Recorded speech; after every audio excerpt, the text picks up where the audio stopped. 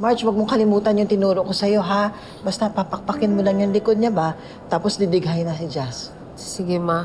Ako problema karon ang iyang rasya sa diapers. Ay, naku, Marge. Buti na lang pinaalala mo sa akin. May binili ako ba yung langis ng niyog? Galing pa to ng Quezon.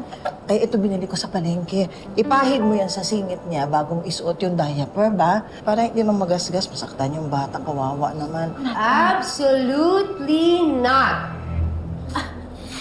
Bumili ako dito ng diaper cream para sa diaper rash yan. Yan na dapat gamitin. What? Masyadong mahal yun. Eh, ito ang mura-mura. Hindi tulad ng nakasanayan ninyo, hindi naman problema ang pera sa bahay na ito. Ah, hindi naman porke mahal. Effective. Ito ilang daang taon nang ginagamit ng mga tao. Daan-daang taon na. Yun na nga lumang panahon na. Abay, hindi na ginagamit yan, iba na. Ma, pareho naman pong okay gamitin para kay Jasmine. Parang okay. Ewan ko ba? Ang arte. Excuse me? Maarte? I am just being a mom. Kung nakasanayan mo na naging pabaya ka sa mga anak mo, abay, huwag kang magagalit dun sa mga nanay na gumagawa ng tama. Ganun. Parang sinasabi mo sa akin na pabaya akong ina. Sino kaya itong merong anak na para namang hindi niya makasundo yung bunso niyang anak, kaya ayang nilayasan siya? Ma, wag na po tayong mag-away, ma. Pareho naman po tayong gustong mapabuti si Jasmine. Lahat po tayo, mahal po siya. Kaya sana ho, magkasundo na lang ho tayong lahat.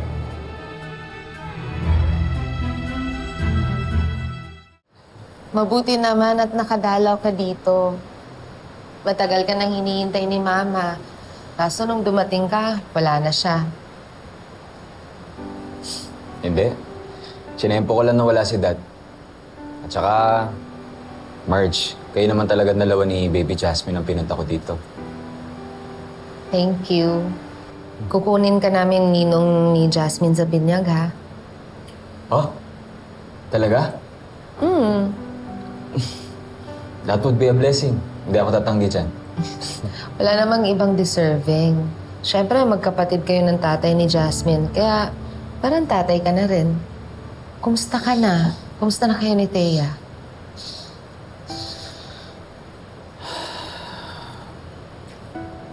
May problema ba? Si Thea, ewan ko ba? Parang iba yung kinikilos niya. Anong ibig mong sabihin? Umuwi siya. Alam ko may problema siya pero sinabi niya sa akin wala daw. Pagod lang daw siya. Pero syempre, kilala ko naman yun. Kilala ko naman si Thea kung pinipilit niya lang yung ngiti niya. Ayoko namang isipin may sinisikreto siya sa akin. Excuse me, sir. Gusto daw po kayo makausap ni Miss Thea. Tell her that I'm working on something very important. Wala akong time kausapin siya. Okay po, sir. Pasensya na po. Thank you.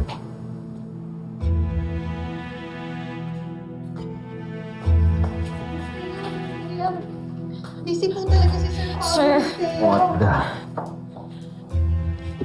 hindi ba sinabi ko sa'yo na kailangan kitang makausap? Sir, pasensya na po kayo. Nagpumilit po siya. It's okay, Gemma. You can go. Thank you.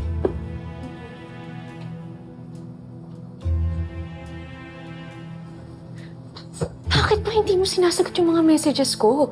Hindi lang kita matawagan. Obviously, ayaw kitang kausap. Ano bang malabo sa sinabi ko? Hindi mo ba naiintindihan yun? Baka may pinagdaraanan yan. Kaya ayaw ka lang niyang mag-alala. Ewan ko ba? Alam mo, Edward, hindi ko pa masyadong kakilala si Thea dahil ngayon lang kami lately naging okay. Kaya nangangapa pa rin ako sa pagkakaibigan namin.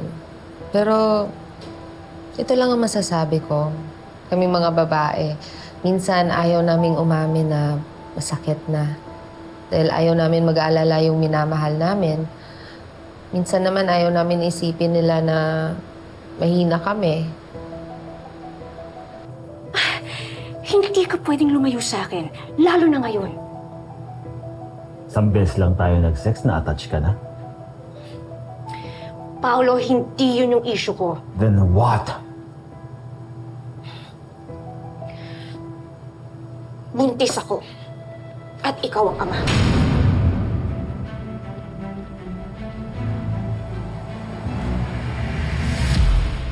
At minsan, kahit ayaw kong mang-aminin, moody lang talaga kami minsan.